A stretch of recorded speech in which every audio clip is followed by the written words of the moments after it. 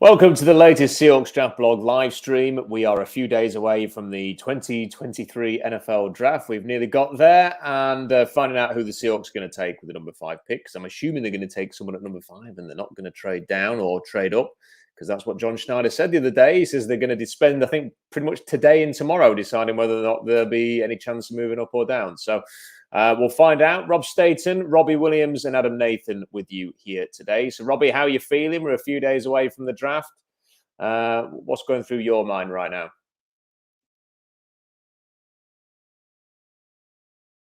Whatever's going through Robbie's mind, we can't hear him.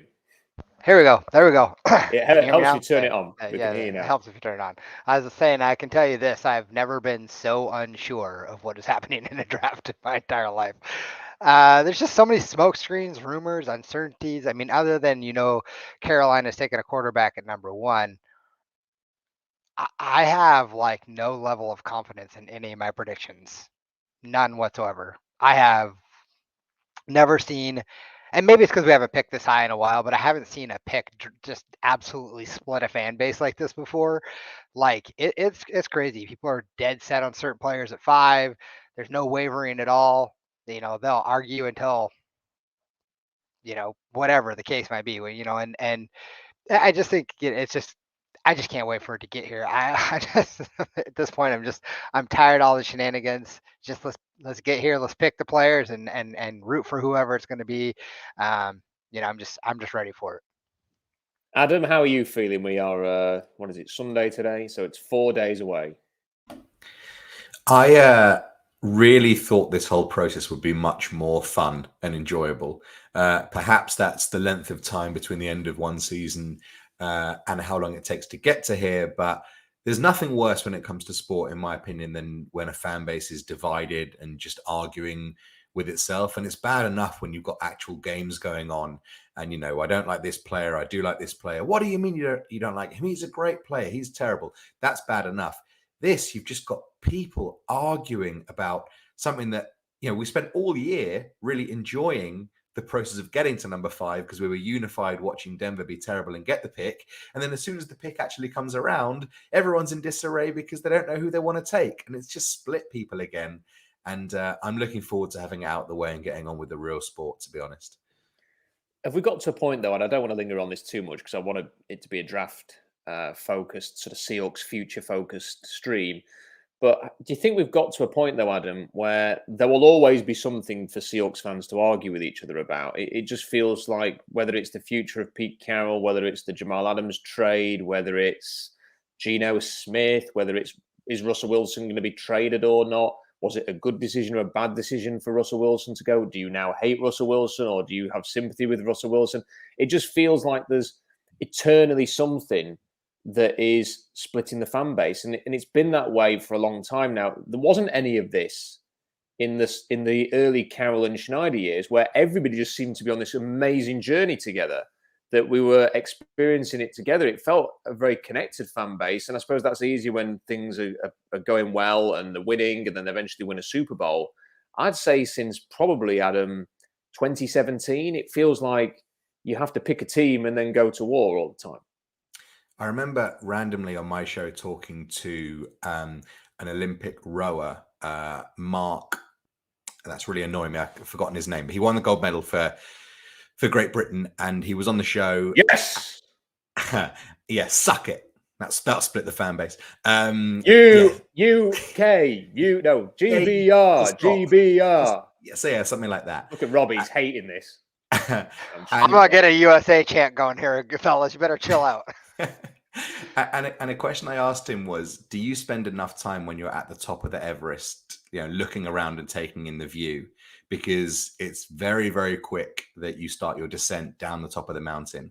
And I feel that with Seahawk fans, if we ever get to a point where we are lifting that trophy again on the podium, I really am going to urge myself just to look around and take in the view, because it's the one time where probably everyone is happy with the same thing. And even since then, the argument, you could probably argue that since that fateful play, the fan base has had something to argue about from a serious standpoint. And so We don't really get to enjoy stuff enough collectively. I don't think so. That's why Denver was really fun last year, because everyone was enjoying the demise of something else. I really thought this period would be more fun, and it makes me far less envious of some of the teams that get involved in this on a year-to-year basis than I thought I may have been feeling at the start of the whole draft experience. I think that Jalen Carter has become the most divisive topic in terms of the fan base. And I don't actually think it's fair to sort of blame everybody equally for this. And this is going to sound, well, like I would say this because I've been somebody who has suggested the Seahawks won't take Jalen Carter. But that's been positioned by some people as you don't like Jalen Carter, or you don't rate him, or you don't want him in Seattle. But it hasn't been. It's just been, here's the information, here's my opinion. I'm explaining why I think the way that I do, and I don't think they're going to take him. I think the people who have either suggested they will take him or that it's a no-brainer to take him have not done a good job at all, by the way, explaining their argument. In fact, I think their argument is basically that they're like a magpie who has seen something shiny and they just want to go and snatch it in the beak and fly off. They've not actually explained beyond he's good, and that's not enough. You have to sort of at least discuss some of the other issues surrounding Jalen Carter, in my opinion. And that's why I think sometimes it becomes a bit frustrating as a conversation, because it's one side of the argument has got a lot of evidence and an argument, and the other just says he's good. But that's not going to be enough. And anyway, I'm sure we will get onto that. There's a very explosive article from Bob McGinn, which has come out today, which has got some very interesting quotes from Jalen Carter. And it wouldn't be a live stream with 4 days to go in the draft without a Jalen Carter section. So we will come on to it in a bit, but I don't want it to be dominated by that. So let's get on to some super chats, because there's some coming in already. Jeremy says, Rob, would you rather have Will Levis or Will Anderson at 5 if Anthony Richardson is off the board? My answer, Jeremy, honestly, is either. I'm happy with either of those picks. I'm a big fan of both players. I don't think either of them have got that Joe Burrow, Nick Bosa quality that you'd love to get at number 5. But I think they're both very good players who can be very good for the Seahawks. So it really is either. You know, I think you can make an argument for investing in the future at the quarterback very strongly. We've done that, but I also think Will Anderson will be very, very good. So sorry if that's a bit of a cop-out answer, but really I'd be happy with any of those 3 players that you mentioned there would be good for me. There are a couple more I just want to get onto before I get to the guys of the topic. There's this $99.99 super chat from Odium, which is incredibly generous. Thank you for that. Can't believe this is the first year I've followed the site. Educational value and entertainment value are off the charts. Thank you to you guys and the community. Mingo is probably my biggest draft crush after Anthony Richardson is 37, too early. For me, that is a perfect place to take him. I think he is a fantastic player. I would comfortably take Jonathan Mingo with the 37th overall pick. I wonder if he was seeing in the media people saying late first. I think he's going to be gone between 30 and 45. So I think if you want him, it's going to have to be 37. And Odium, really appreciate that. And trust me, I really appreciate this community as well, which is growing. It's expanding. It is expanded incredibly over the last few months. And I appreciate every single one of you. And I'm pretty much lost for words when I see a super chat of that significance. So thank you for that. That brings up a question real fast before you get into this one. Go for it. I want to hear Adam and Rob. What are your biggest crushes in the draft? Like just a guy that you just like. I just really like this guy. Like it doesn't have to be at 5 or whatever. I'm interested. Who is your biggest draft crush right now? Wow, that is a spicy meatball. I could go first if you want. Yeah, we'll go for it. I mean, I've got about 50. So shoot, Robbie. For me, it's Kalijah Kancey, man. I just think that guy's going to be good. I know there's all the things about his size or whatever, but for me, I go watch him and he does look like Aaron Donald. He just really does. And like, for me, he's a guy I just would love to have on our team. I don't know where we could take him, if it'd be at 20 or what, but man, I'd love Kancey for sure. That's my guy. Does it have to be one guy? Yep, got to pick one. I have to pick one guy. You can have 2. I'll give you 2. How about one offense, one defense? Okay, I need to have a. I'm like looking at my board now, trying to say who I want to pick because I didn't realize so this was going to be many. that hard. There are so many. Is there anybody that you've seen, Adam, that sort of stands out?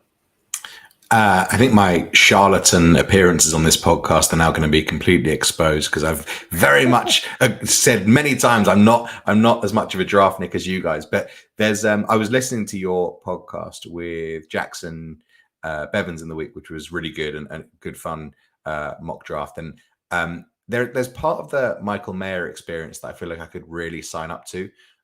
Just a reliable guy over the middle for 4 or 5 years. That it's not It's a bit like a bit like an Only Fools and Horses when he says, who's your dream woman? He says, oh, she's got a mole on the left side of her cheek. So, well, how's that your dream woman? So Michael Mayer's probably not much of a crush necessarily, but he certainly would get the job done in what I'm looking, what I think the team could really need. And then I'm being talked into Witherspoon as a cornerback quite a lot. This idea of having a second aggressive player on the other side to partner Woolen, much as Michael Jackson did an amazing job, it wouldn't stun me if there were, a regression after a great year's play for him. So there's part of me that would be quite interested in that. But I would be dishonest to myself if I went away from my quarterback or bust thing that I've had since December. And so it will always be Anthony Richardson until it's not. That's where I'm always going to be with this. Okay, so what I've decided to do, Robbie, here is because this is far too difficult for me to answer. I'm just basically looking at a board with nearly 300 names on it, and I'm thinking I could say him and him and him and him. So what I want to do is I want to give you a new name. It's somebody I've not discussed, and I've come to as I'm putting the finishing touches to the board, and I will not have seen everybody because I actually have a job and a family that I have to spend some time with. So I can't watch every player. But it's somebody I came onto late in the process who I've really enjoyed watching, and that is Chandler Zavala, who is a guard for NC State. I have really, really enjoyed watching him. He kicks people's arse, and I've enjoyed that. And I have given him a second-round grade and a little red flag because he's had some back injuries there, and you are going to have to do some medical checks, and some teams will have him on their board and some won't. But I'm going to go for him, Robbie, as a spoiler for the final horizontal board. He will be in round 2 on his own as the only guard I have graded in round 2 on that horizontal board. He's a very exciting player. Robbie, do you know what? If you've got another player, Robbie, I have made a really stupid mistake and I've never done this before, and I've left my charger in the other room. So I'm going to have to go and get it. So if you have another player, Robbie, that you would like to highlight while I'm going to do that, then the floor is yours. Okay, I'll go for it. I mean, I'm kind of in the same boat as Adam, really. It's quarterback or bust for me. I've been trying really hard over the last couple of weeks to accept the fact that it might not be quarterback. There's a possibility that it's not at number 5, and I'm okay with that. I actually have a couple quarterbacks in the later rounds that I do really like. And after going to the combine this year and watching Jared Hall throw, he's smooth, he's big. I think his passes are pretty. I know his tape isn't quite great, but when you look at him, some of his tape, he looks better than Zach. Not saying much, but he looks a little bit better than Zach Wilson sometimes out of that BYU offense. And I think he's got some skill. I think if there's a guy that if we're not going to go quarterback at 5, I think Jaron Hall is a guy that you could develop behind and help with some of those decision makings. You talk about a prospect that's raw, kind of like an Anthony Richardson. He doesn't have obviously Anthony Richardson's upside, but I think he still has a upside, and he could be a really good player put in the right position. He's a guy I really, really like. Thank you, Robbie, for yes. A decent chat. I thought Jaron Hall had a really good first half of the season, and then something went wrong. I don't really understand what, but he was very interesting for the first few weeks of last season. Malcolm Colley sent in a $9.99 super chat. Appreciate that, Malcolm. Thank you very much. There are a few more as well that I want to make sure that I don't miss. But I am a little bit behind. Okay, so Jack says, I was all in on Jalen Carter until I focused on him in the Ohio State game. Weipler beat him up and he was tired very early on. All in on Anthony Richardson now, and thanks for your great content throughout the process. Jack, thank you for that. Thank you for those words, and thank you for that $10 super chat. This from Hunter B. Rob, who are some of your favourite players you don't think will be on Seattle's board? Whew, that's a good question. I wonder if Kalijah Cansey, Robbie's man, might. I mean, I think he'll be on the board, but whether they take him or not because of the lack of length is... That's my fear, exactly. Yeah, I mean, they've been quite strict with the length on those defensive tackle types. And it's not... I think, Robbie, if he had 32-inch arms, they'd probably be okay. But it's the fact that they're basically 30-inch arms. He has the arms of a 5'7" cornerback. I think if he had just a little bit longer arms, I think people would be talking about him in the top 10. You'll be right. I think if he was a little bigger, then yeah, I think you're probably right. I think he'd be a lock. If he was 6'2", 6'3", and had 33-inch arms, I don't think there'd be any doubt whatsoever. They would be there. In terms of other players, I don't know. I don't think there's anybody really that I really like that wouldn't be on their board. I think because I watch all of these players with the eye of a Seahawks fan, I think that most of them I watch with the intention that could they end up in Seattle. So appreciate the super chat. That is Hunter B. This is Ty. Rob, Robbie, and Adam. We are the week of the draft. Thank you for everything. Rob, all the work you've done this year and continue to do, no matter who the Hawks pick, we all want the same thing. Another Super Bowl victory, LFG. Yes, absolutely. We all want that. That's what we all want. We might have different opinions on how they will get there, but ultimately we're all in the same boat on wanting that Super Bowl. And DJ Jerry Knight says, Rob, Robbie, and Adam, thanks for the best year of analysis yet. As far as the running backs, who do you think they want and where do you think they will be taken? I have watched Kendre Miller a bit this week, Robbie. I went back and watched him, and I like him more the second time round, the TCU running back. I think that he is somebody in the middle rounds that they could look for. He's got a bit of an injury issue. He got injured in the playoffs, so we didn't get to see him against Michigan and Georgia, which would have been a real nice couple of games to stick on tape.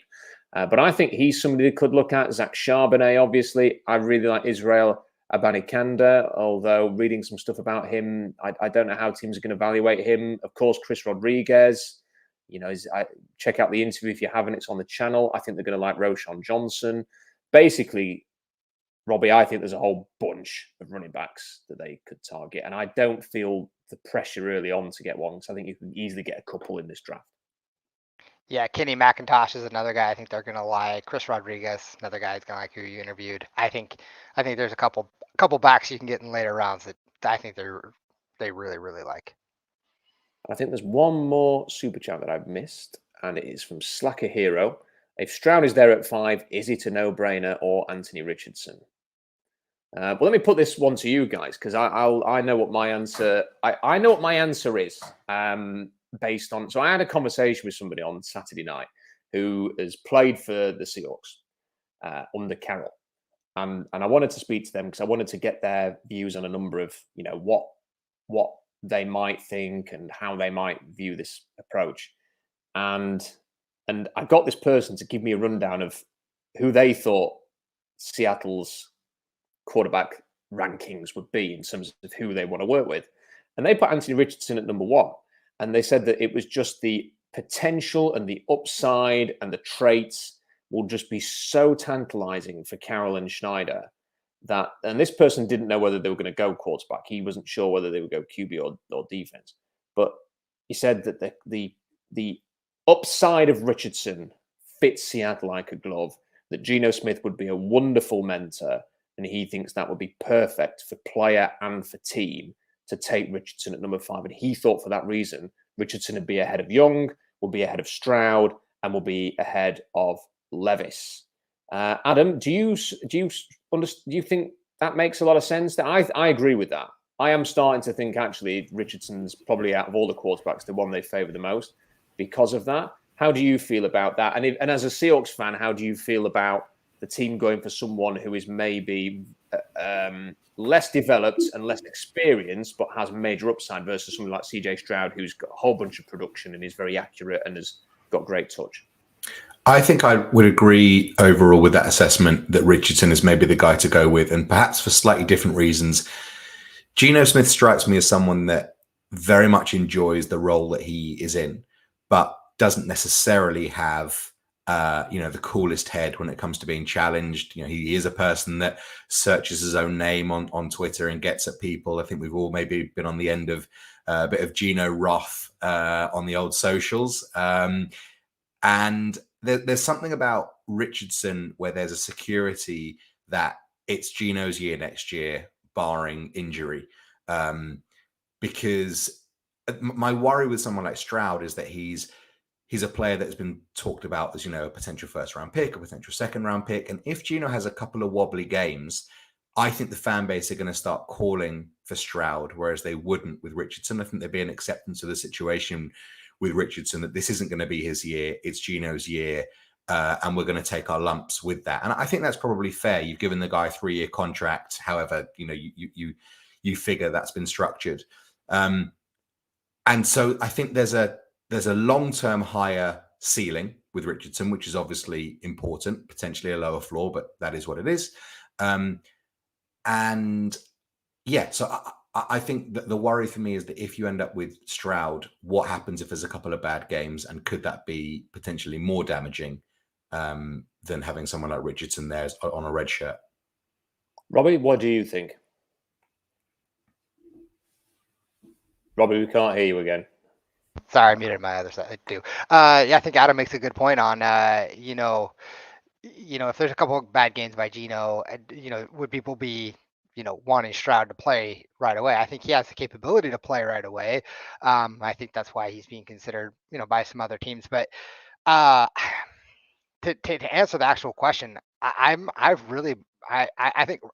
think I go Richardson, but there's a part of me that really thinks Stroud's got something to him, and it's funny that I'm even at this point because I think I've said most of the year I was never a fan of Stroud, and then that last game really just kind of sold me, and then getting to see him live again at the combine and I know it's just throwing in shorts, but still there's some things about him that and I really like that he's a Seahawks fan. I think that I don't know, for some reason I want my quarterback to like the team, want to be part of the organization. So as silly as that might be, but yeah, I think it's still go Richardson. I think overall, I think he has he has that upside. He has the highest floor. I think he has the lowest ceiling as well. So which could be dangerous, right? I mean, he could be an absolute bust, but he could be an absolute superstar. So I think you roll the dice and see what happens. See, I think differently with Richardson. I actually think that for certain players, if you are that talented, if you have that much physical ability, I think people make the mistake of saying that they have high ceiling but a low floor. I actually think the more talent, more physical talent you have, your floor can be somewhat higher. It's the average player who can't reach a certain point, whose baseline can only be here, that I think is more likely to bust. It's the player who's got the extreme physical tools that can keep going and keep going. And we saw that. And people forget that Josh Allen was a meme for 2 years. People hated Josh Allen on Twitter. They laughed at the Bills for trading up to take him. It was an embarrassment. The Bills were a joke. And nobody's laughing now because in 2 years later, that extreme physical talent has come to the fore. And I think with Richardson, there's a bit of that going on here. And it might take him a bit of time. He might, when he comes into the league, need a year or two to figure it out. But watch out if he figures it out, because he has got special quality. I want to play a clip for you guys on Richardson and Seattle in a couple of minutes. I just want to address this super chat from Kevin, who says, was it Nick Ballore you spoke to, the $3.5 million fullback you interviewed? It was not. I did not interview him. That was Seahawks insider Adam Nathan, who interviewed Nick Ballore. And it was not Nick Ballore who I spoke to. He's not a current player. It was somebody who's not playing currently for the Seahawks. But I just wanted to pick their brains and relay some of this information that I have to you today. Right, I want to play this clip while we're talking about Anthony Richardson. I had the great pleasure of interviewing my friend Tony Pauline from the Pro Football Network today. That interview in full is going to be broadcast tomorrow. It's a half-an-hour conversation. It's great. There's lots of good information there. But I've got a couple of clips to tease for you today. This is what Tony had to say, because if you remember a few weeks ago, Tony reported that the Seahawks might move up in the draft. This was a word on the street at the owners' meeting, that the Seahawks might move up for Anthony Richardson. Victor Thor reported this as well at The Athletic, and there were a number of people like Michael Sean Dugar, also at The Athletic, saying the Seahawks' interest in a quarterback, the feeling is it's legit. He wrote a similar article on that. He didn't name any names, but I think from memory, he said it's not a smokescreen. It's basically this. I think Corbin Smith wrote something similar. So around that period, there was a lot of quarterback talk, in particular Richardson and the Seahawks. So I asked Tony, is Richardson still a valid option for Seattle? This is what he had to say. I think it's the perfect fit. And, you know, one thing you left out of that equation is you got Geno Smith signed for, you know, a couple of years, but it's really a one-year deal. And in my opinion, being from New York, where Geno Smith was initially drafted, I think Geno Smith would be a great mentor for Anthony Richardson. I mean, I've watched Geno Smith grow as a person as much as a quarterback, and I know some of the things that, you know, he struggled with early on to become the, you know, the person, the man that he is.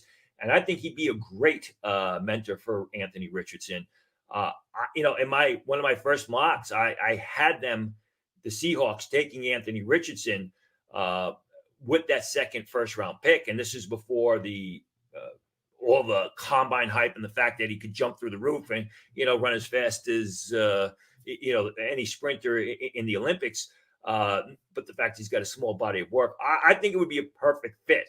I haven't heard anything additional on it since I initially reported that, but it makes sense. You know, you mentioned they like those long, freaky athletes. They like the upside. They like the traits. And both of them are very secure in their jobs, Pete Carroll and John Schneider. I mean, Russell Wilson couldn't get them fired. And that's the one thing about Anthony Richardson. If you select him, you better be very secure in your job, because if he busts, you know, the blame is going to be put on you, and you're going to be thrown, you being the general manager, the coach, whoever made the decision, and you're going to be thrown out the front door. So there we go. That is, you know, I would check out the whole interview, which is going to be tomorrow. It's half an hour of stuff like that with Tony Pauline. And here's the thing, Robbie. We've had mock after mock after mock saying Jalen Carter at number 5. And people always caveat that with, but the character concerns. What Tony said there is absolutely correct. It's the perfect fit. You know, Geno, with his experience to guide Anthony Richardson, the fit with John Schneider, who we know loved Josh Allen, and Richardson compares physically to Josh Allen. And their college careers are very similar. Not much in terms of the way of success. I think Wyoming were 8-5 in their final year with Josh Allen, and he was, I think, sub 60% accuracy completion percentage, had a lot of turnovers. Hey, Patrick Mahomes was 5-7 in his final year at Texas Tech, and that's another player that John Schneider really liked. So he ticks that box. Carroll loves these athletes. I mean, Anthony Richardson's basically DK Metcalf, but quarterback. So it's a perfect fit, Robbie. But so many people are reluctant to discuss it, it seems. It's almost as if it's a taboo subject to pair the Seahawks with a quarterback. I think people have a hard time. You know, you had talked about it, you know, last week, how you're projecting what's going to happen in the future, almost like, what's this guy's capability? Not his body of work. What's the body of work that he could be capable of, and is it coachable? I think that's where people just they don't look at that side of the things, and they just think, well, Jalen Carter was a beast in college, and it fits a need, and we were trash last year on defense, so it makes the most sense, and he's the best player. And, you know, they're being fed kind of what the media is saying. Listen, I've kind of bought into it sometimes too. Like, I'll read this stuff and be like, well, maybe that's the route to go. Maybe it's not. I don't, you know, I'm no expert, but I know who I want. But you start looking at some of the things like what you're saying, like, you know, Josh Allen and Patrick Mahomes and these players, and, you know, they played a lot more games than Anthony Richardson. So, you know, there's, like I said, there's every possibility that he could be a Trey Lance. But here's the thing: Trey Lance is not as gifted as an athlete as Richardson. Like, this guy is just a specimen. I mean, you want to take a chance on somebody who can absolutely be a superstar. I don't know why you wouldn't want to take that opportunity. If he's going to sit for a year, who cares? We're paying 3 safeties asinine amount of money. You're worried about whether or not we have a third quarterback? Let's go for it. I don't care about that. And people forget with Trey Lance, I watched every throw at his pro day, and it was an awful pro day. It was a really poor. The ball was on the ground all the time, not because of drops either, because of bad accuracy, throwing in shorts. Trey Lance played 1 game in his final year in college. 1 game, and he looked like crap. And they still traded all that away to go and get him. And in the previous year, when he, you know, the non-COVID year, when he actually did play a lot of games, I don't think he had like an interception like all year, or he had like 1. And it was because he was playing awful opponents every single week, like really bad opponents. And it was very, very easy for him. I mean, the difference between him and Richardson is chalk and cheese. Richardson basically carried Florida last season. So that's Tony's thoughts. I tend to agree with him. But Adam, as you know, we've discussed, it does feel a little bit like, and I've said this a few times, Adam, it almost feels like people see the number 5 pick as that has to be addressing a certain area, otherwise it's unacceptable. The idea of the Seahawks going quarterback at 5 and then addressing the defense is just unthinkable to many people, isn't it? They don't want to consider that. It has to be defense. We cannot insult Geno Smith by taking a quarterback. We don't need a quarterback, or these guys are no good. That's been a lot of the conversation. Yeah, and I don't blame people for this, but I think typically when you have the number 5 pick, you're not normally off the back of a 10-year franchise quarterback who has won you a Super Bowl, taken you to another one, multiple Pro Bowls. So you have this barometer in your head of what you think a great quarterback looks like. And it's almost like when you're moving house or whatever, you often think, oh, well, you know, we had this in our old house and this won't have that. So I'm not sure if it's going to work for us. And I feel there's a lot of that going on with the quarterback conversation, that because we've seen what elite players over the last decade, we're kind of fishing for a unicorn quarterback at some point. And, you know, you hear, well, he can't do that. He can't do that. And, well, I'm not sure about him there. Or what if he's bad? Well, that's going to happen. And unfortunately, we're going to have to find one at some point. And it's unlikely that we're going to be in a position to get one spending as little comparably now as we have the opportunity to do this week. And so I think that there's a fear in people that if you take the quarterback, it's kind of go time and it has to work. Well, it may not work, but it also may not work getting a defensive tackle and then trying to find a quarterback later on. I mean, I think there was a tweet thread going around over at the start of the weekend, and I responded to it saying, well, Aaron Donald is probably the best defensive tackle of the modern era. And the only time he's even sniffed the Super Bowl are the 2 seasons where he's had a quarterback playing at a Pro Bowl level for him. So, yeah, I mean, it could be fantastic to have, if Jalen Carter, it plays as well as he has threatened to a number of occasions, which, again, may not happen. But ultimately, it's unlikely that he's going to be the reason that we stand on top of a stage one day with the Lombardi. There has to be a quarterback at some point. And I just feel like just take one now. And if it doesn't work out, well, we'll get another chance to take one afterwards. But there seems to be a fear that because it's not what we think elite quarterbacking is, because it's what we've seen, that perhaps we should steer clear. And I don't subscribe to that view. I think you made some good points there, and in identifying that there's different layers to this conversation. I think people would be much more comfortable if there was a Joe Burrow type who was ready-made there, sat for the Seahawks, and he could say, well, he's accurate, he's this, he's that, he seems like a winner, and okay, I'm happy to go with that. I still think there'd be a lot of people going, we don't need a quarterback. There's this idea that because Geno Smith is there and he is going to be the starter this year, that you're not getting any value out of the pick this year. But I mean, the pushback to that is there is too much of an assumption that someone like Jalen Carter, for example, and you can include Will Anderson in this as well, and Tyree Wilson, that they're impact players. But people forget that Travon Walker was the number 1 overall pick last year. And I've said this in a couple of articles. If Travon Walker was in this draft, and people in Seattle will be going, I hope he lasts to number 5. Because he's incredibly athletic, he's dynamic, he can play different positions, he's a great pick, he's exactly what they need. Travon Walker did nothing as a rookie. He had 3.5 sacks. Kayvon Thibodeau was drafted 5th overall, a player who has had a big reputation ever since he arrived in Oregon, was destined to be a top 5 pick from his first start for Oregon in the Pac-12.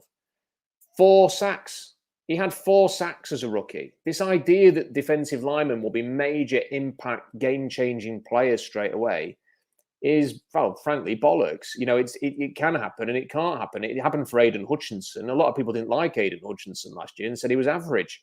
And he's the one who's gone in there and just worked his tail off. There's probably something to that, quite frankly, that Aiden Hutchinson has got a winner's mentality, that he's just got that will not be stopped approach to it, that perhaps Travon Walker doesn't. And guess what? I don't think Jalen Carter has it. Will Anderson does. So maybe Will Anderson will just will himself to succeed. Jalen Carter most certainly doesn't. Jalen Carter needs to improve his conditioning. Jalen Carter's not necessarily going to come in and start and be this player that everybody thinks. I'll just get it out the way now so we can. And I don't just want to talk about number 5, and we've got some other super chats. But Bob McGinn, people will have seen some of these quotes because Bob McGinn created quite a stir with the S2 results the other day. And I kind of think the people who run S2 have cacked themselves because all of a sudden these results that are supposed to be private are getting out, and it's making them look a little bit. I don't know.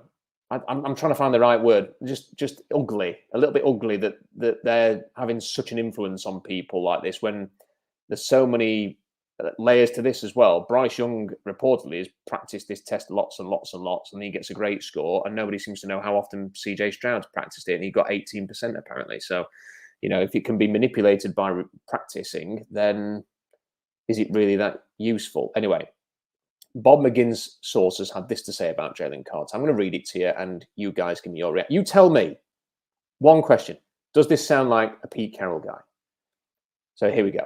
Even casual football fans know about the tragic mid-January night in Athens when Carter raced his Jeep Grand Cherokee Trackhawk against a Ford Expedition late at night, just hours after the team's parade for winning a second consecutive national championship. The Expedition was traveling at about 100 miles per hour when it slammed into a power pole. 2 people were killed.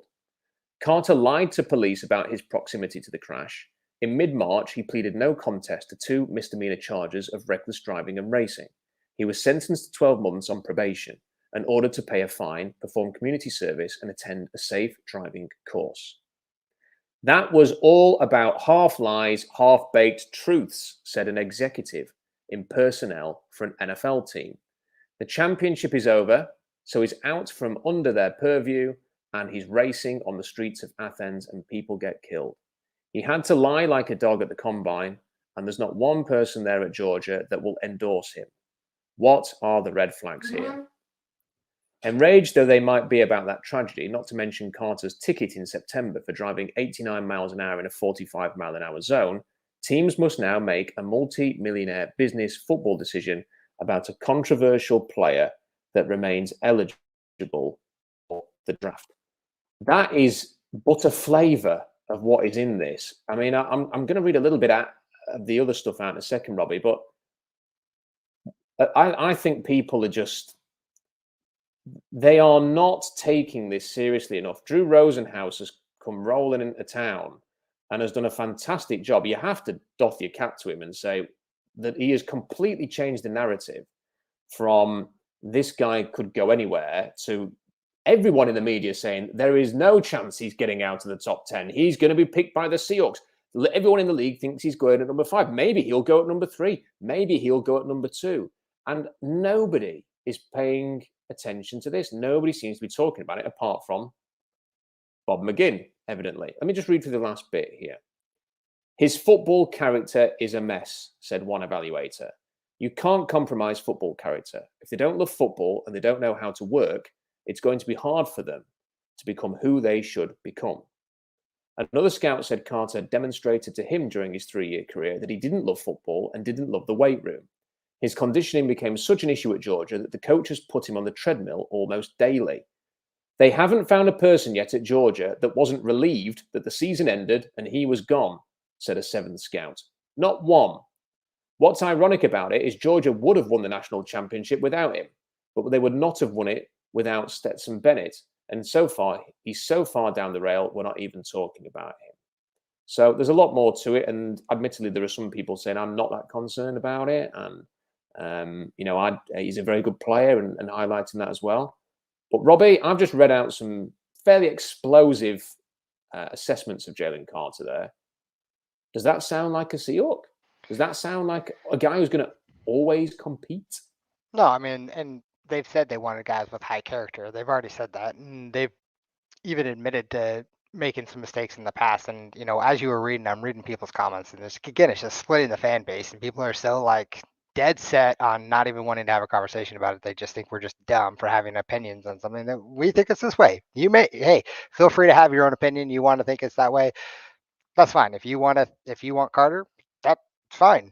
I can see the talent there, but there's also a lot of things that you should take in consideration. And just because we're choosing and wanting to have a take quarterback doesn't mean we're wrong. Just because that's what we like.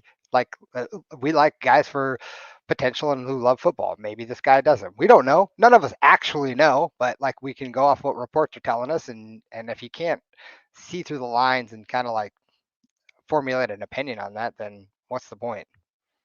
Just words. The words like doesn't love football. You know, that he lied at the combine. That, you know, that it just seems like an absolute mess to me, Adam.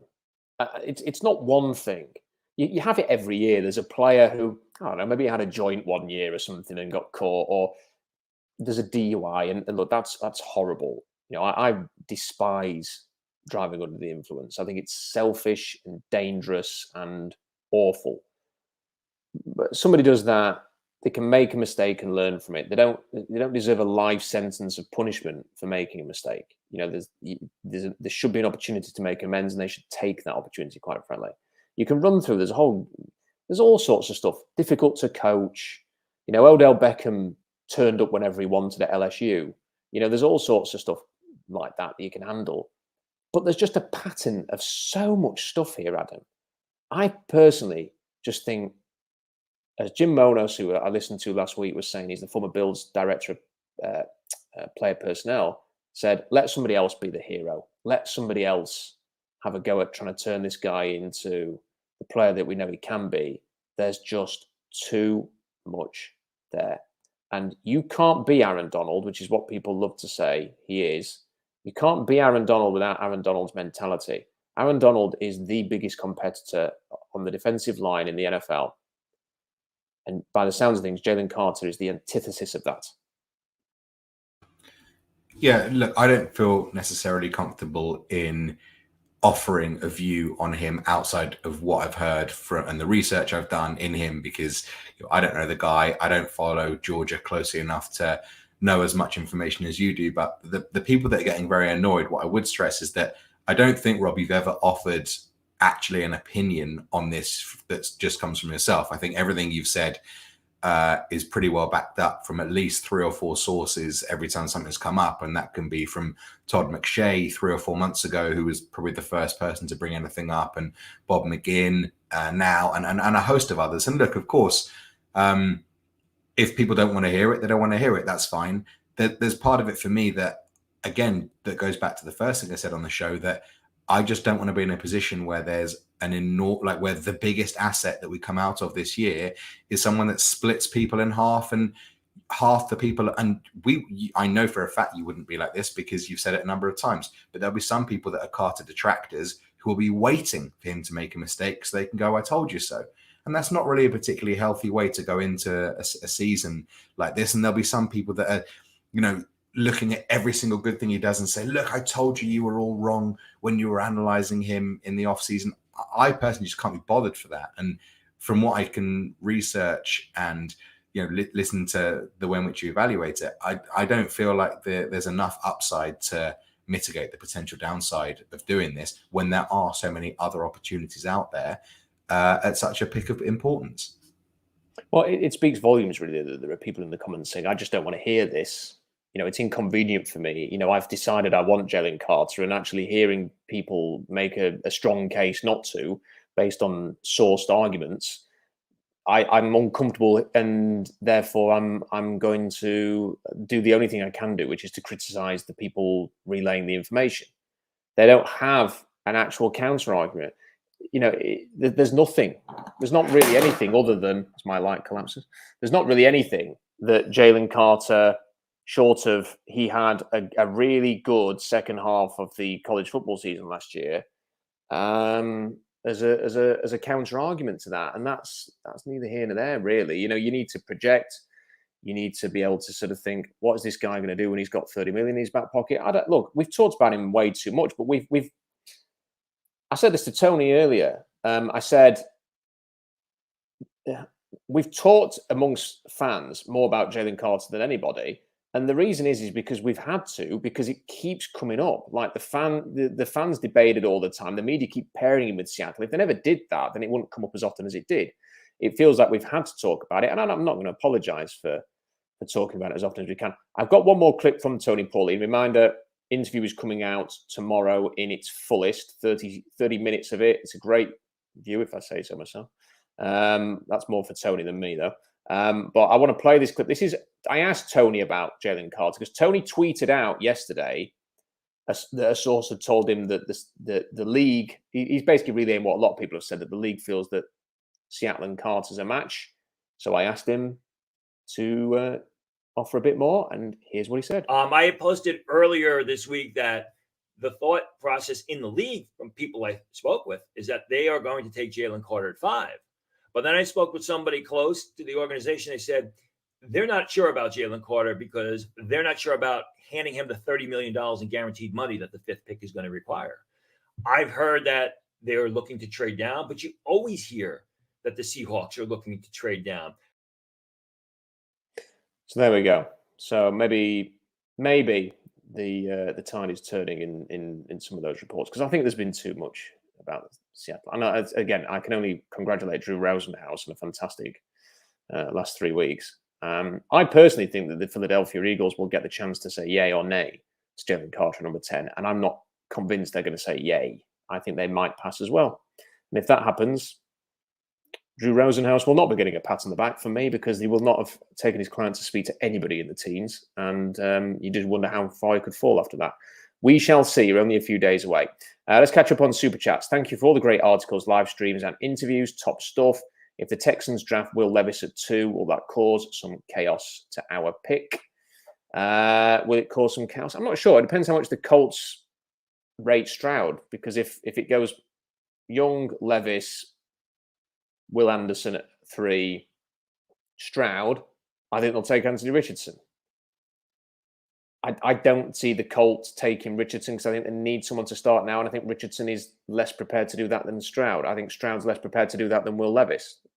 So I don't think it will cause too much chaos. But my top 5 right now that I think is Carolina, Bryce Young, Houston, Will Anderson, Arizona, Tyree Wilson, depending on the foot injury, which apparently there are some teams that are worried about that. Indianapolis, Will Levis, and Seattle, Anthony Richardson. And if it goes Levis at 2, and if it goes Tyree Wilson at 3, and if they go Stroud at 4, and Will Anderson's there at number 5, I think they'll take Will Anderson instead. So that's how I am viewing it at the moment. David says, thank you for your work, chaps. And I have to applaud Adam's command of the English language. Roll on 1 a.m. on Friday. A wordsmith, Adam. I've spoken it my whole life, Rob. So thank goodness for that. And I can tell you, he has a rather extended vocabulary when he's talking about Spurs on Twitter. Less said about that, the better. We see a lot of different words then when he's talking about that. Some of them are rude. But thank you, David. Thank you for that super chat there. And thank you to everybody who has sent in a super chat so far. There's another one here from Jeremy. It says, I think the Jalen Carter people have focused on a Super Bowl run in 1 to 2 years, the QB crowd 3 to 4 years. Don't think we can hoist the trophy with Geno. I think that's fair. Because I don't personally feel like... well, let me ask you guys. I think the Seahawks need another off-season after this to feel they could realistically be a contender. I think they need a good draft here, and I think you put the finishing touches in free agency in the draft in 2024, and then I think a window could be open. But I definitely don't think it's open now. I mean, Christ, they've only got like 2 defensive linemen at the moment. How can you call this an opening window? You know, the Niners added Javon Hargrave. Like they've actually added another guy. We've got rid of ours and signed Draymond Jones and Jaron Reed. The entire line's gone. So I don't know how anybody can look at this and go, well, if they just draft a few rookies, they'll be fine. They'll be a championship caliber team, because those rookies will need a year. They'll be rookies this year. So I don't think the window opens now. I think it's this off season and next off season, and then you can do it. So that's what I'm thinking. Robbie, what do you think? I think Geno needs to improve a little bit. I think he played well last year. I think there's some things that he needs to improve on. I'm not saying the window is not open. I do think that there's holes that we have on this team that we need to fill, and I think it could happen. Right? There are a lot of times where teams fill holes, and you just don't expect guys maybe in their second year to turn it around as much as they did. You're right, defensive tackle is going to be a position. And here's the thing: switching back to the 4-3 could be a big difference maker as well, as far as how the team is going to play.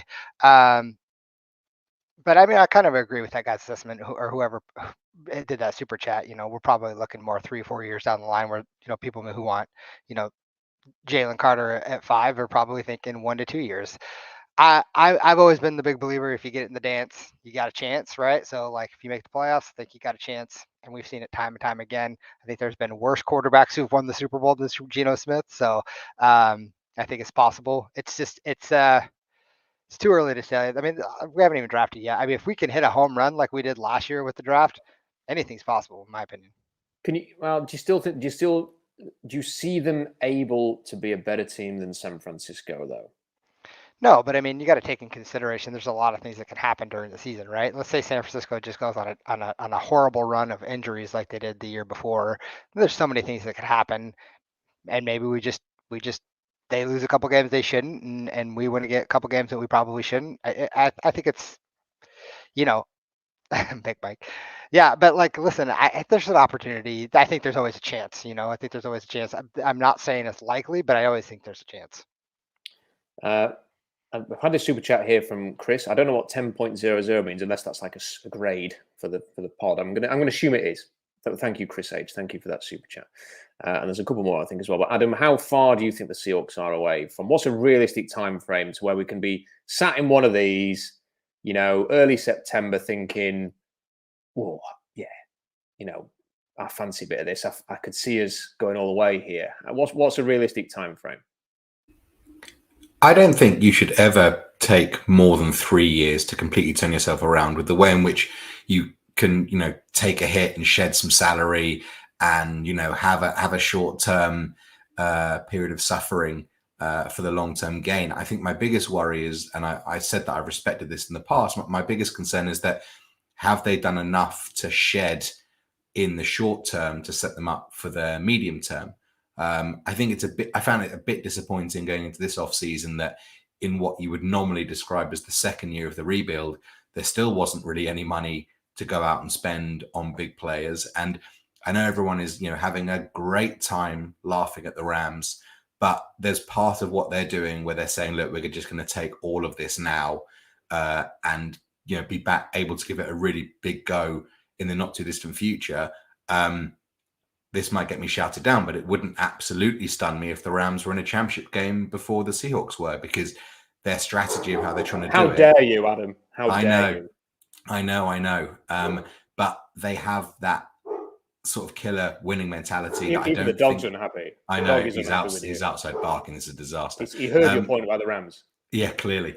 But there's part of me that just wonders, how truly committed are this team to winning versus being relevant? And I think they've tried so hard to retain relevance that there's a concern for me that they're just going to keep floating away as they are. Agreed. I think that's a very good point to make there. Hope that's not true, but I think it's an excellent point to raise, and one that's not raised enough, frankly, because there is always a lot of talk about this team has been really competitive for a long, long time, and that's great, but we don't want another 5 years of 9-10 wins being in a playoff defeat in the wild card or the divisional round and calling that a good job. You want to be actually pushing back. Look at the Eagles. They've won a Super Bowl, kind of rebuilt and got back to another Super Bowl. The Niners got to Super Bowl under Harbaugh, NFC Championship game, collapsed, have rebuilt and have got back to a Super Bowl and nearly got to another one. There's various teams that have done that in the time that Seattle has been consistently sort of in the mix, but not really. So hopefully Seattle can take a big leap forward. But I do think there's a couple of this draft. It's another season of seasoning. I mean, look, here's the other thing. It's not even about who they add. It's not about the roster. It's about, can they get the defense straightened out? Can the defense actually play? Like whoever they have playing defense, because they could spend every pick on defense in this draft. Can they actually put a product on the field schematically that is capable of not being hopeless against the run, not giving up yards every single week, and that has massive fluctuating form, including like a 5-game run to start the year where it's really bad. That's a big thing. Chris H has sent in a super sticker. I must admit, I don't know what a super sticker is, but thank you, Chris H. I really appreciate that. Thank you for sending that in. And it is what it is. Sent in $1 with a big thumbs up.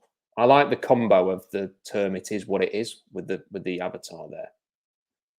It's nice. Thank you for that. Keep them coming in. If you have a super chat, I wanted to sort of progress on and not just sort of look at number 5. There is a lot of talk, Robbie, you'll like this, that the Seahawks might take a centre with their second pick. And that is something I discussed a bit with Tony, another plug for the interview, which is coming tomorrow. There's a bit of talk that they'll either take one at 20, which would be really pushing it, or that they might trade down from 20 and then take someone in like the 28 range. Let's say Buffalo wants to move up for a receiver. How would you feel about that? Because we know that you love a center, Robbie. We want them to invest in a center. Have you seen enough from? It feels like Schmitz and Tippmann are the two, because those are the two that Steve Hutchinson's gone to train. Have you seen anything either of those two to make you think, yeah, do you know what? If that pick gets announced at the end of round 1, you'll be jumping on the couch celebrating? Well, it's tough to answer without knowing who else is there. But, like I said, my original thought on a center at 20 was like, no. And then someone politely pointed out that I've been bitching about a center for the last 5 years. And would I really complain if we drafted a center at 20 who could play for the next 10 years? Then it really put me in my place. So I appreciated whoever did that. Again, it just really depends on who's on the board. I do want a center. I think a center is a position that has been vastly overlooked for too long. And, I just want someone who's not going to get whooped by Aaron Donald's ass every time. So I'd like to see someone who can stand their ground. But I don't know. I guess it would really depend. I like the idea of trading back and picking up a couple other picks and grabbing a center. But I also think there could be one who's just as good a little bit later. So I guess we'll see. I think that's the thing, Adam, isn't it, with that second pick? John Schneider last week was talking about making sure you don't reach for need.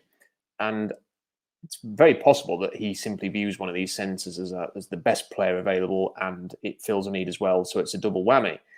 But there are a lot of players that you constantly see being mocked. And when you do the simulators, they end up being available to Seattle at 20 or even after a small trade down. And you think, it'd be really difficult to pass on them to go and get a center. I've watched Tippmann a bit more since the link to Tippmann and the news that Hutchinson had gone to train him. And I must admit, I came away sort of thinking, because I really took to heart the Pete Carroll thing about wanting a shorter center last year, and kind of didn't watch him as much as Schmitz and Weipler for that reason. But then watching him again, I did take a bit of a shine to him. And I can't say that I'll be disappointed at all if they take him between 25 and 40. I think that'd be fine for him. I'm less convinced on Schmitz. I think he's a solid player, but just not very exciting.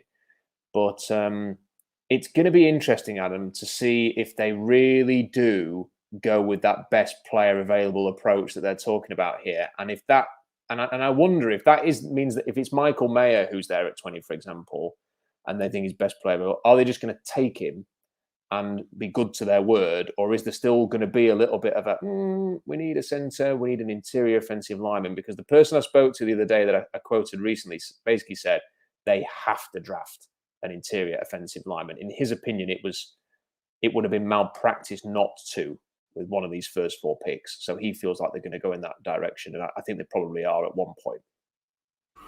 I think the longer this process goes on, the more I feel like that 20th pick is going to be traded out of.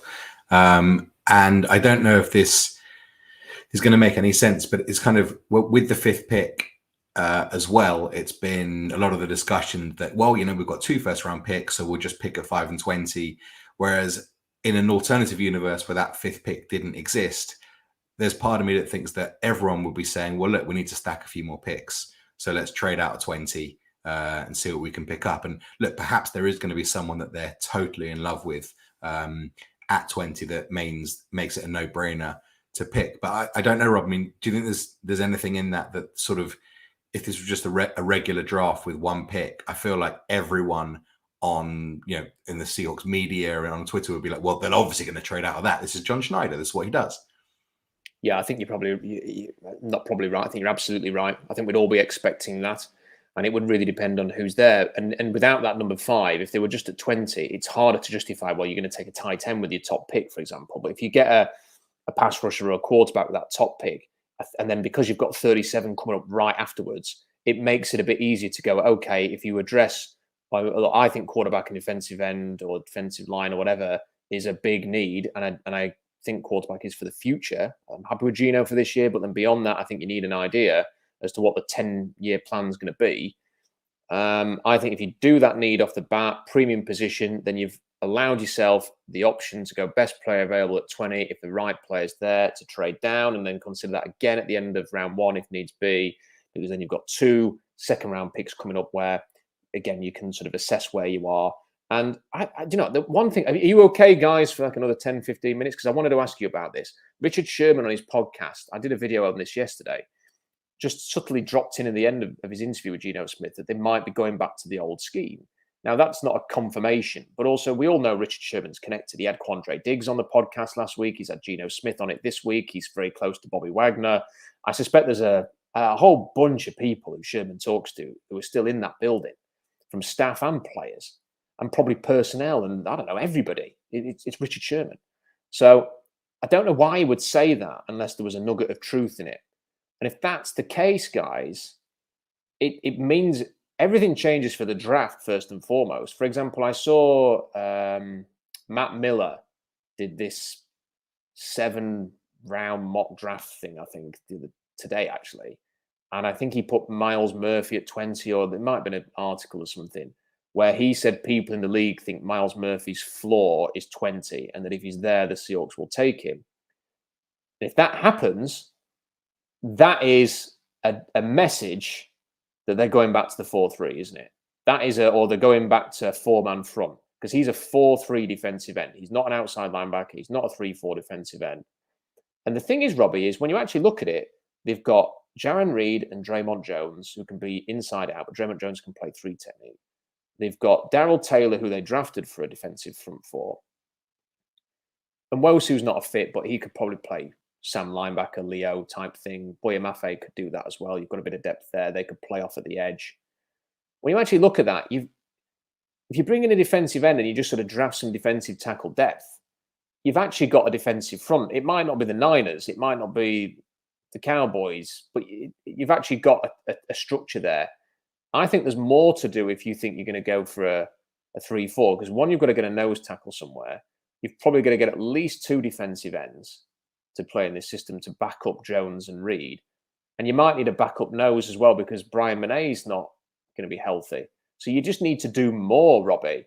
And then the other thing that I raised yesterday was that if you can come out the draft, and I don't know how they're going to raise money, a Tyler Lockett extension, an Nwosu extension, trading Noah Fant, whatever, they have to create some money at some point to pay everybody. So if they create enough to sign some other people, it's much more justifiable to bring Poona Ford back to play in a 4-3 and play as a depth piece, because he looked poor in the 3-4, but in a 4-3 he's looked okay.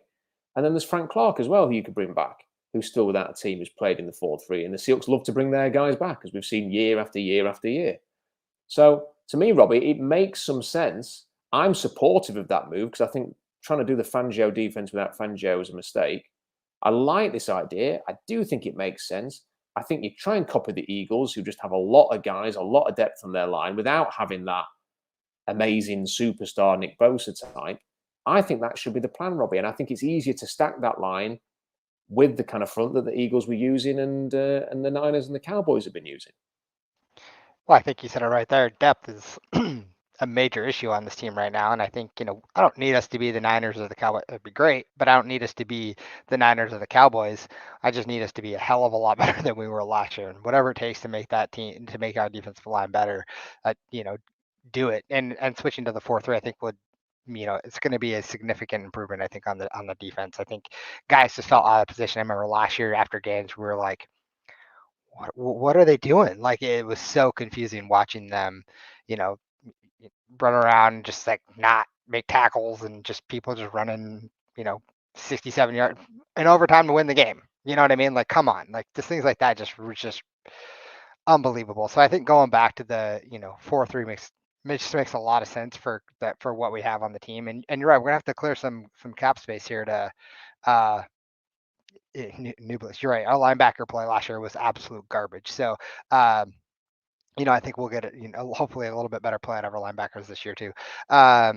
But I think just switching back to that and then clearing some cap space, we're going to have to do that just to sign our, our rookies. I'm not really sure how much more they can clear the space. I mean, I think you said, trading Noah Fant saved us like $8 million or whatever. But I mean, is someone going to trade it with draft day? But what's going to happen there? So $6.5 million, and $6.5 million. it would be a cheap trade, but it Right. would clear money, and you would get a clear pick. money, right? And then extending Nuosu or anything like that, or extending Tyler Lockett. I think there's some things that can be done, but man, there's something's got to be done here soon. That's for sure.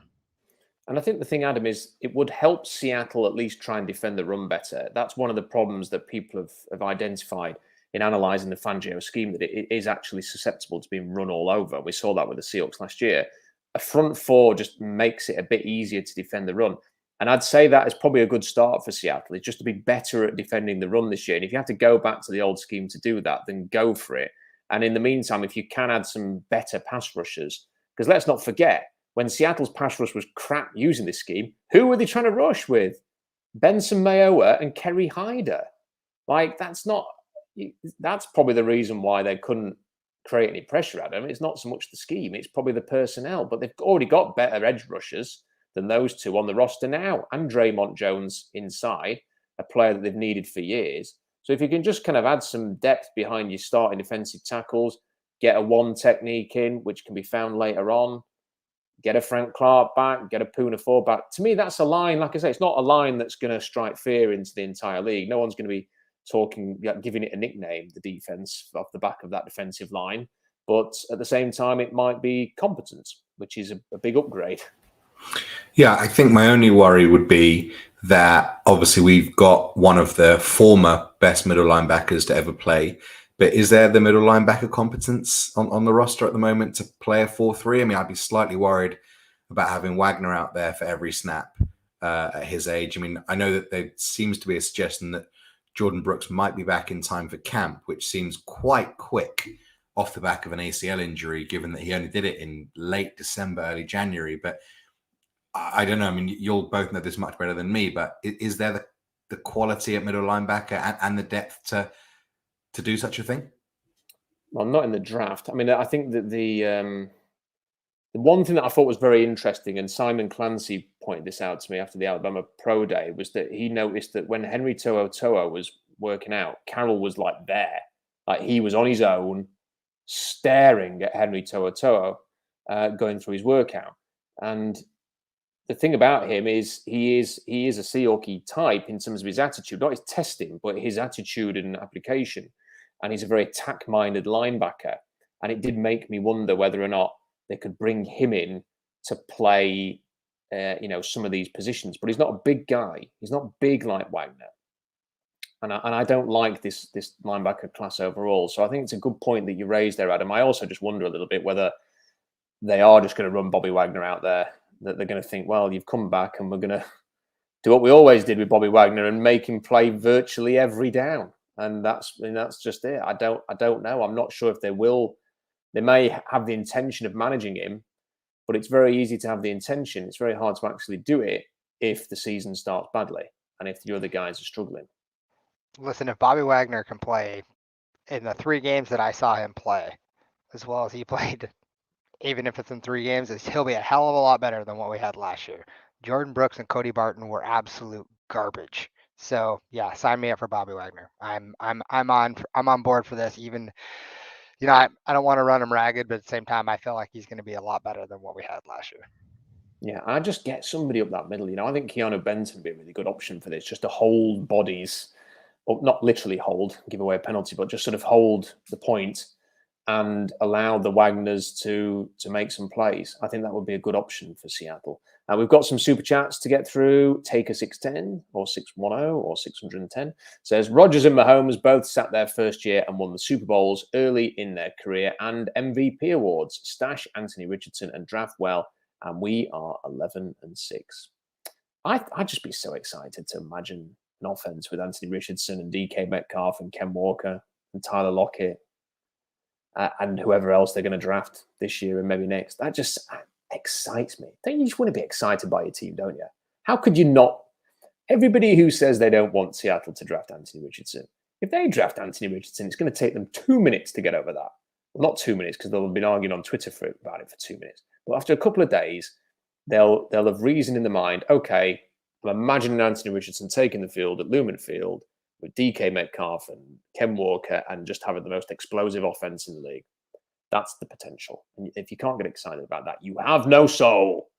And it is what it is, says, as crazy as the first four is being predicted lately, I wouldn't be surprised if they pull the trigger on the best cornerback dealing with best player available. Thank you for that super chat there. If you have a last gasp super chat, then feel free to chuck it in now, because we're going to be wrapping up in about 5 minutes.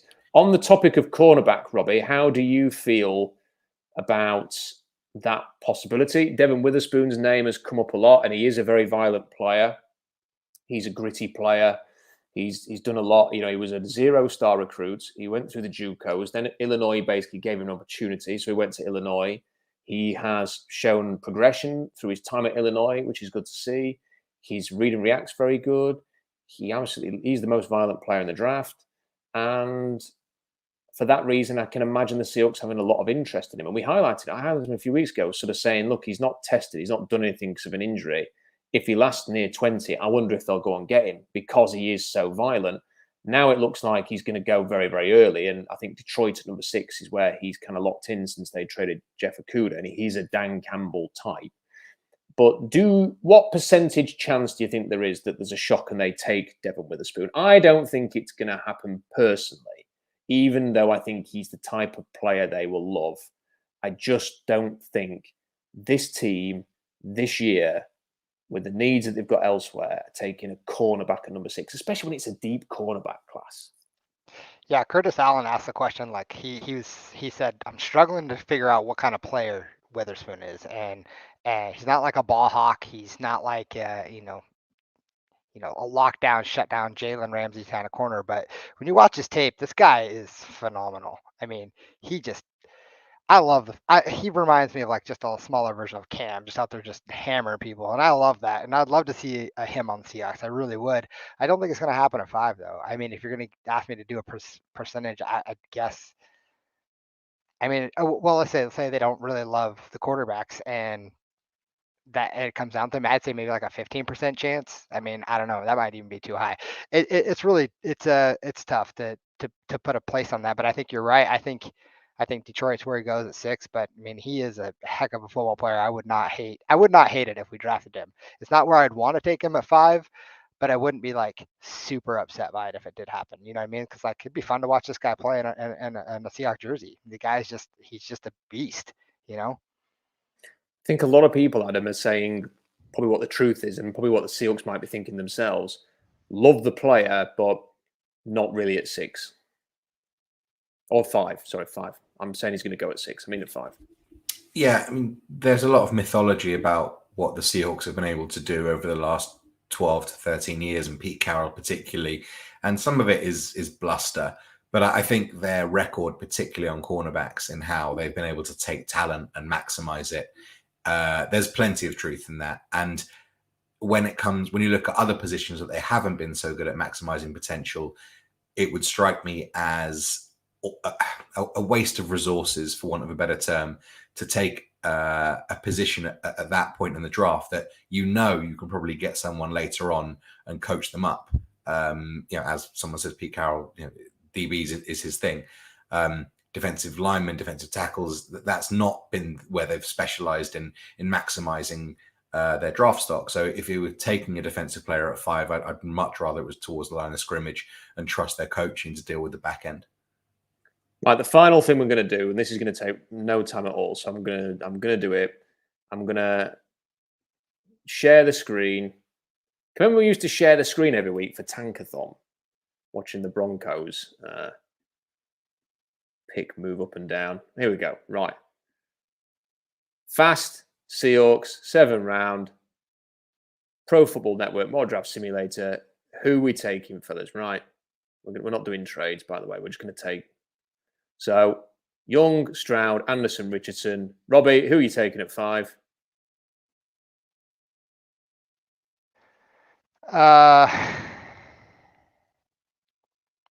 I would take. It's got to be Jalen Carter, hasn't it? Yeah, it's got it. You know what? You know what's interesting is that I think Tyree Wilson comes into play a lot more if we are switching back to the 4-3. But I'm gonna go quarterback. I'm gonna stick with it. I'll stick with I'll take Levis. I know people are probably not gonna like that, but that's what I'm going with. Adam, are you comfortable taking a quarterback with the 5th overall pick? I'm comfortable taking a quarterback. I think that as a first 4 is probably my nightmare scenario. If someone gave me a good trade offer, I would trade out at 5 if those were the first 4. But you haven't got a good trade offer. You are stuck. I'm gonna agree with Adam on that too. I'd actually probably trade out. I wouldn't. I have no doubt at all what I would do here. Well, you would take Will Levis. I would take Will Levis and sit him for a year. Yeah, okay. It is worth saying that I was just got sent a message from my mate Stuart that I thought you were going to say Nick Ballore. Yeah, they're definitely not going to take Will Levis. That too. But Will Levis's odds as the 2nd round pick have been slashed to -140. Second overall pick, yeah. Second overall pick. Second overall pick have been slashed to -140.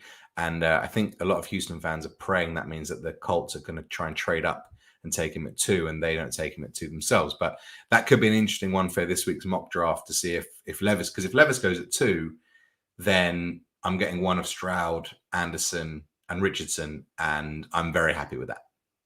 Yeah, I think that Nick, I said this on the FTN show that I did earlier today. Go and check that out. I retweeted it. Tweet's 10-minute video about the draft of the Seahawks. I said that Nick Caserio is probably sat on his couch with an enormous cigar out, just loving the fact that for the last 2 weeks, people have paired them with Will Anderson, Tyree Wilson, Will Levis, CJ Stroud, and nobody knows what they're doing. And it does help him try and create a bit of mystery that might just tempt a team to trade up to number 2. So I think that's if he is behind all of this, then, and those betting markets, I wouldn't be surprised if Nick Caserio's mom just like whacked $200 on Will Levis to go number 2 just to help create that little storyline there. But I'm going to take a look, and I'm not going to go over why I like. I've done my homework on Will Levis. I like him. Okay, right. And you can do one of these yourself if you don't like who we're picking. That's the great thing. It's all free. Okay, are we taking Bijan Robinson at number 20, seeing as he's still there? If you disagree, it's like a wedding. Anybody who disagrees with this marriage, speak now. Just for the interest of conversation. Oh, here we go. I think as mad as it is, probably would take Bijan Robinson there, take the stick from analytics Twitter, but Nolan Smith at that pick? Not for me. Not for me. Tweener. I think he's a tweener. Like the guy, love the guy, but I don't know where he plays. I'm really struggling with that. I think he's to be fair, Bijan Robinson's going in the top 10, and Nolan Smith's probably going to be taken by the Patriots, so it's kind of a moot point. Robbie, Adam's argument has not persuaded me from taking Bijan Robinson. Have you got anything to add? I mean, I don't think it's a question. Bijan Robinson is probably one of the best players in the draft. It send everyone Possibly into the second best. Yeah, I mean, absolutely send everyone into a shitstorm. Isn't that the reason to do it? Yeah, because it would be hilarious. Imagine if they took Will Levis and Bijan Robinson with the first 2 picks. Imagine the reaction on Twitter. I would be tempted to subscribe to Twitter Blue just so I didn't miss out on anything.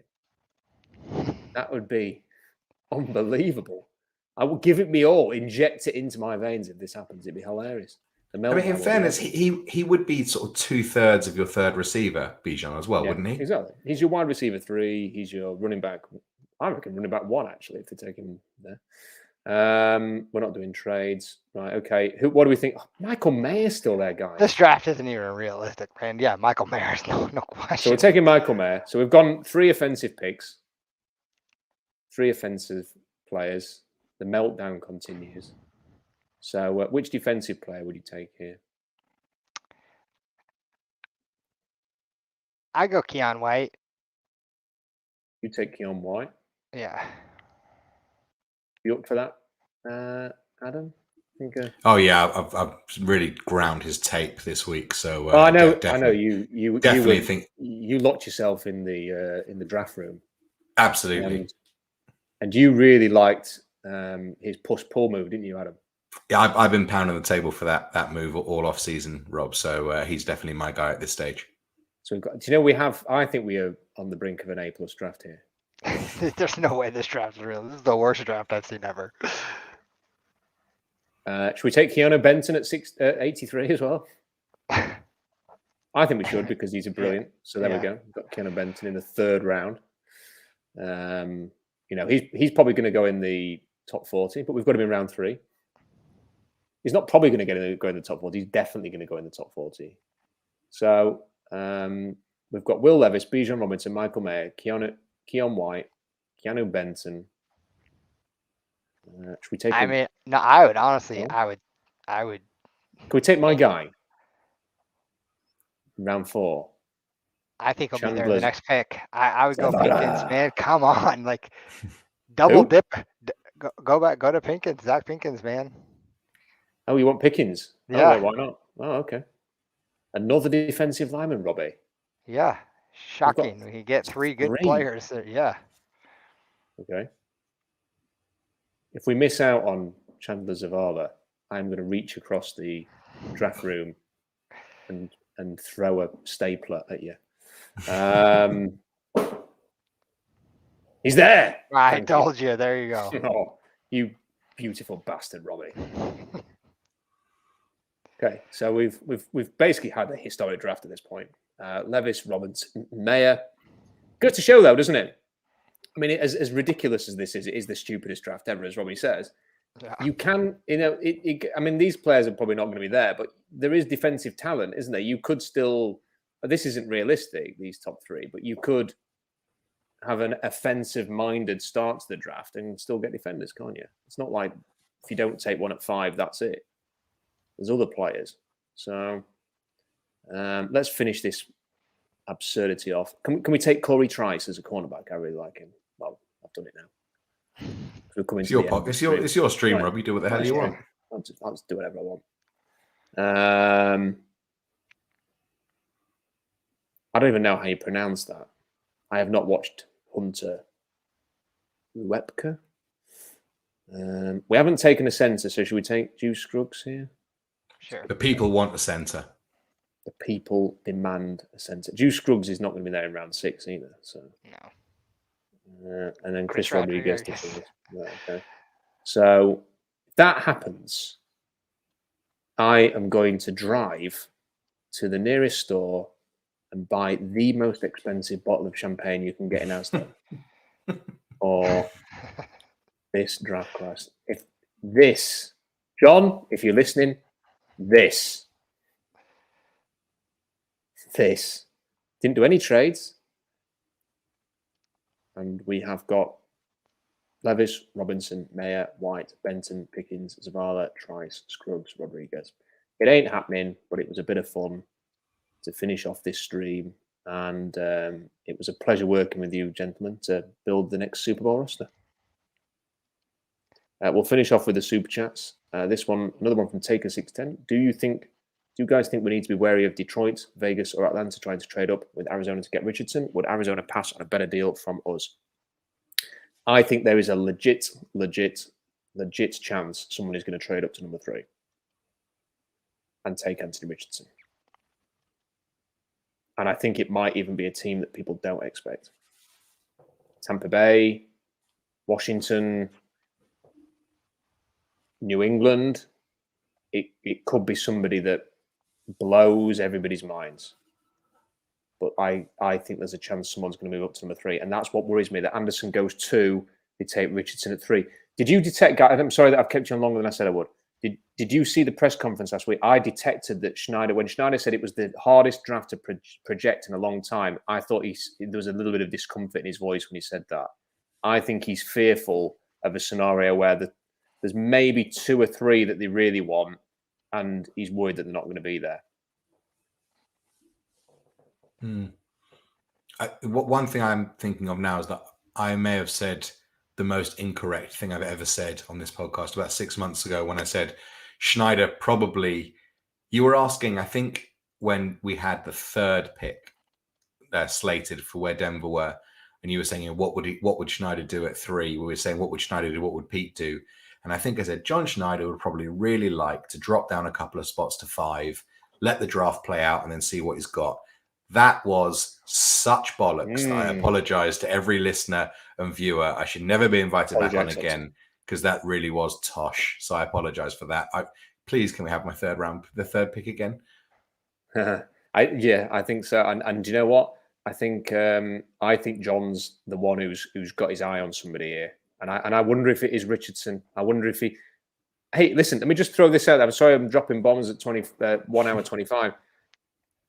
I still wouldn't rule out the Seahawks moving up. This is a guy who thinks I am never going to be here again. And he said it this week. We're going to work out, are we going up? Are we going down? I don't think he's ever said that before, has he? I don't think he's ever said go up before. Or maybe I'm reading too much into it. But I think he feels we're never going to be here again. Why be at 5 and disappointed when we could be at 2 or 3 and be elated? I just wonder. And if they do move up, I think it will be for Will Anderson or Anthony Richardson. And I don't know. I think Anderson might be more like, we'll take him if he's there and be really happy about it. I just wonder. There's just something about Anthony Richardson. There's just something about him that I think is intriguing. Randy says, would Houston trade pick 33 plus both first round next year for 5 this year and a third? They can draft Will Anderson at 2 and get a quarterback at 5. Hawks then have 3 first rounders next year for a QB. Yeah, but then Randy, the problem with that is that you have to hope that one of the teams at the very top of the draft doesn't need a quarterback, so they're actually prepared to trade for you in the first place. All that could happen is you could end up having 3 late first round picks, and then we're not talking about quarterback. We're talking about, are you going to be able to get next year's version of Keon White or next year's version of John Michael Schmitz, and you're not in the range for the quarterbacks when you're 5th overall now. And if they're trading up that much for a quarterback, shouldn't you be taking them anyway and not waiting until next year? That's what I would say. But thank you for the super chat. But it is a problem, I think, that when people say just take one next year, it's not quite as simple as that. Anyway, that's as far as we go. Still lots more to come on the channel, so make sure you subscribe so you don't miss any videos. Big Tony Pauline interview coming tomorrow. Of course, it's a big week. I'm going to try and get whatever I can on the blog and on the channel, so make sure you stay tuned. I will have the final mock draft this week. Lots of thoughts, lots of articles. If I'm hearing anything, I will pass it on. So please do check out SeahawksDraftBlog.com. A big thank you to everybody who is chucking in Patreon and with the super chats. I really appreciate that. And I've been overwhelmed by how many people are watching these, are watching the videos, and are on the blog. The numbers are crazy, bigger than they've ever been. I have to thank the Seahawks for the Russell Wilson trade, probably more than anything for that. But I also appreciate the fact that so many of you care what a person from Rotherham thinks about the draft. So I appreciate that. As always, really appreciate Robbie and Adam as well for being the best guests that a streamer could wish for to run through all of this thing. And fantastic effort from the chaps. There's one final super chat that's just dropped in from It Is What It Is, saying thank you, Robbie and Adam. I enjoy your contributions. And Adam, no need to apologize, Adam. So there you go. You can sleep easily tonight. Thank goodness for that. So subscribe, make sure you like the video, comment in the comment section as well, even if you joined in via the live chat, because it helps the algorithm. And like I say, make sure you subscribe. SeahawksDraftBlog.com for all of the analysis of a huge week, one of the biggest weeks ever in the Seattle Seahawks franchise. Thanks to Adam, thanks to Robbie. Until next time, bye for now.